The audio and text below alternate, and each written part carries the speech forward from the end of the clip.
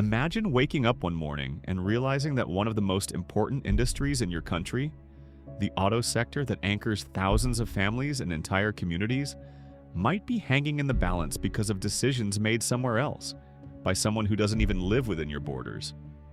That quiet fear, that vulnerability, is something Canadians have felt for years.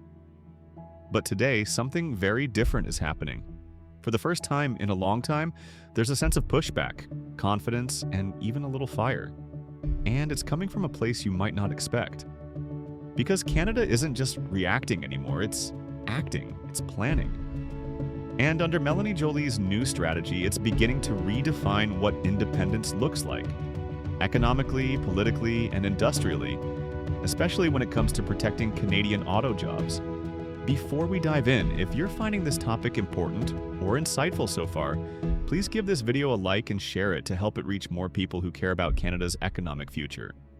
Now, let's get into what's actually changing. For decades, Canada's relationship with the United States has been shaped by compromise. Often polite, often cautious, and sometimes, let's be honest, a bit too dependent for comfort. Whether it was steel, aluminum, lumber, autos, or energy, the pattern was predictable. Washington made a move, Canada adapted. Washington imposed tariffs, Canada scrambled. Washington shifted priorities, and Canada waited. But that old arrangement is showing cracks. And Melanie Joly, in a recent interview that made more noise than anyone expected, sent a message that landed with surprising weight.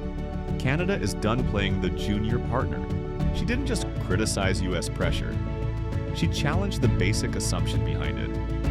When the U.S. Commerce Secretary brushed off Canada with a comment implying America might still buy a few parts from Canadian factories but little more, Joly didn't blink. She fired back with something simple but powerful. We will fight for every single job in the auto sector. Not a slogan, not a talking point, more like a line in the sand. Oh, and this is where the story really begins. Because workers in Windsor, Oshawa, Oakville, people who've lived through plant closures, layoffs, and the uncertainty of shifting trade winds, heard something they're not used to hearing. Resolve. A willingness to push back.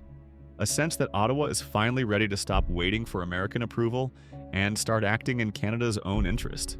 One of the most significant signals of this shift is Joly's upcoming trip to Japan. It may sound routine on the surface, but it's anything but. She's meeting directly with the global CEOs of Honda and Toyota, companies that already account for more than 60% of Canada's car production. And the goal isn't to maintain the status quo, it's to expand it. If Canada can secure new investments, new plants, or even expanded supply chains from these Japanese giants, it will send a message far louder than any press conference. Canada doesn't need to beg the US for industrial relevance. It can build it. And here's one of those key hooks you can feel forming. If Canada manages to anchor itself more deeply into Asian supply chains, American threats instantly lose their punch. You can't intimidate a country that has options. But Joly's plan doesn't stop at autos. That's just one chapter. Canada is rolling out something broader, a full-spectrum industrial strategy built around three pillars: jobs, capacity, and independence. And the timing couldn't be more critical. This strategy begins with sectors hit hardest by American tariffs: steel, aluminum, autos, copper, lumber. These are not abstract industries. They're the lifeblood of communities. Protecting them isn't political, it's practical. And Joly's approach is to strengthen them at home while fighting for fair treatment abroad. It's defensive, but also foundational. Then comes the second pillar, creating new jobs through massive investments in defense and infrastructure. These aren't vague future ideas, they're happening right now. The LNG second phase in British Columbia, the expansion at the Port of Montreal, the small modular nuclear reactor at Darlington. These projects are already fueling demand for welders, engineers, operators, construction crews, architects, and researchers. And here's where the narrative hooks you again. These aren't American-driven demands. They're Canadian-driven solutions. Each one makes the country more self-sufficient and less vulnerable to whoever is sitting in the Oval Office. The third pillar is attracting global talent and investment. Canada's reputation as a stable, predictable democracy is becoming a major competitive advantage, especially at a time when political and economic volatility is shaking other parts of the world. In September alone, Canada secured $60 billion in private investments across 5 major projects. That's not luck, that's strategy. Now, quick moment here. If you've got a thought bubbling up about whether this strategy will work, how it compares to past policies, or what part of it seems most important to you, drop your comments below.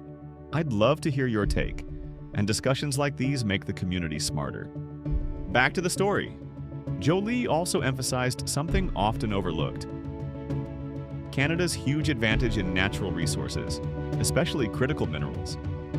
Lithium, cobalt, nickel, rare earth elements. These are the building blocks of electric vehicles, batteries, advanced manufacturing, and even military technology. Global demand is skyrocketing, and Canada sits on some of the richest reserves in the world. For years, these resources were seen as assets waiting for American approval to be developed. Today, they're becoming tools of strategic leverage.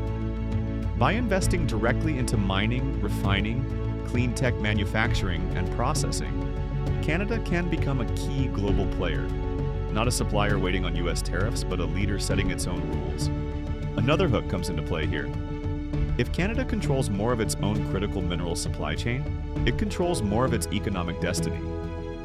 That's the kind of independence that lasts decades, not election cycles. Now, Joly didn't sugarcoat the economic challenges. GDP is slipping, exports are patchy, and wage growth has slowed in some regions. But she countered this with numbers that tell a different story. 60,000 new jobs created in just 1 month. Wages up 3.3% year over year, and some of the biggest industrial projects in Canadian history underway. She also revealed something important.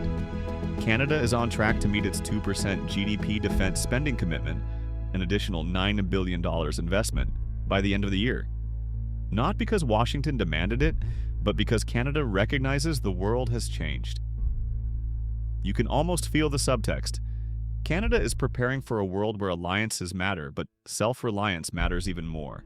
Of course, no strategy works without a stable investment environment. Joly went out of her way to highlight the importance of cutting red tape and giving investors predictability. That's something Canada excels at. And in an unstable global environment, stability is a currency of its own. One of the most refreshing parts of her vision is that she's not trying to build an economy dependent on government subsidies.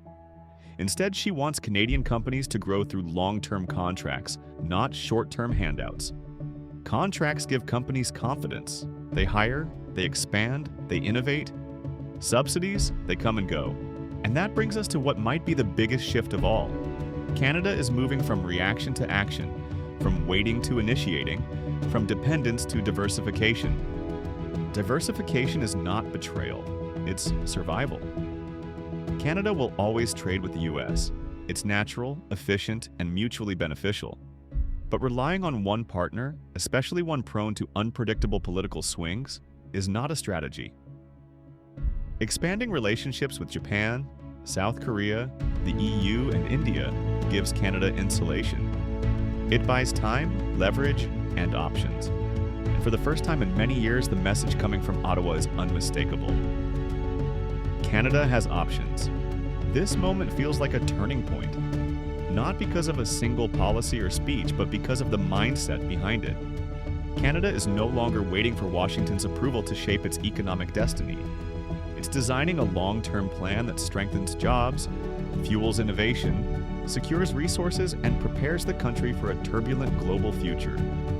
And that's the essence of Melanie Joly's strategy: confidence backed by action. As we wrap up, if you found this breakdown helpful or insightful, don't forget to like the video, subscribe, and ring the notification bell so you never miss our deep dives. And as always, thank you for watching. Your engagement is what keeps conversations like this alive.